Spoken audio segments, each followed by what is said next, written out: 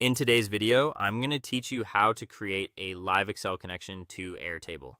We'll walk through the full process of linking your Airtable data to Excel so you can bring records into a spreadsheet and keep them updated over time. This is especially useful if you want to analyze Airtable data with Excel tools, build reports, or simply work with your data in a more familiar spreadsheet environment.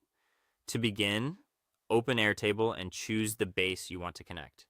Make sure you're working in the correct base before moving on, because this is the source Excel will pull from.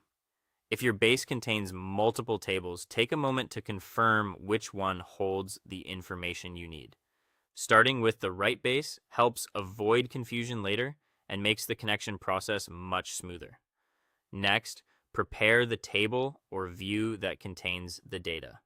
This step is important because Excel will only be as useful as the data structure you give it.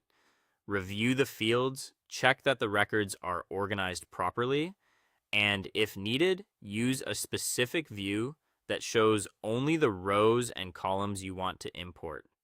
A clean view can make your Excel file easier to read and reduce extra cleanup after the data is loaded. Once your Airtable data is ready, open Excel and go to the Data tab.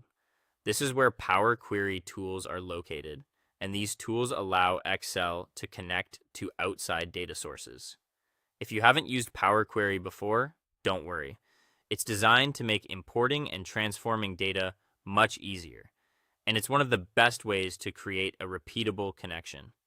From there, use Airtable's API or a shared data link to connect Airtable with Excel. This is the part where Excel reaches out to Airtable and accesses the data source. Depending on your setup, you may paste in the API endpoint or the shared link into the appropriate connection option inside Excel. Be careful to use only the correct link or authorized connection method, and avoid exposing any private credentials when sharing your workbook or recording your screen. After the connection is established, load the Airtable records into Excel. You may have the option to preview the data first, which is helpful for confirming that the correct columns and rows are coming through. If everything looks right, import the data into a worksheet or into Excel's data model depending on how you plan to use it.